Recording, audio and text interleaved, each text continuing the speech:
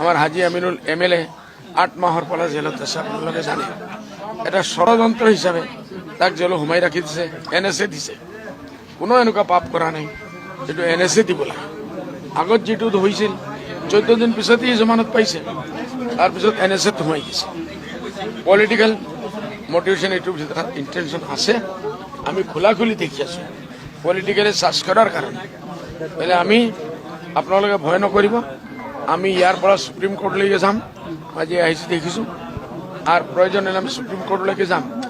তথাপিও যদি গভৰ্ণমেণ্টে নেএৰে, কংগ্ৰেছে বিচাৰি আছে এই মানুহজন জেলত থাকক।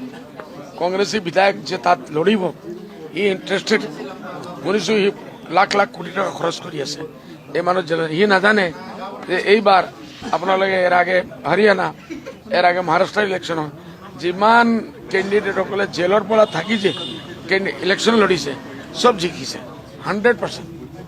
আমাৰো আশা আছে যদিও এনেকুৱা হয়, আমি যদি বাধ্য হওঁ, আল্টিমেটলি আমি জেলত ৰাখি হাজি আমিনুলে তাৰ চিটত লৰিব।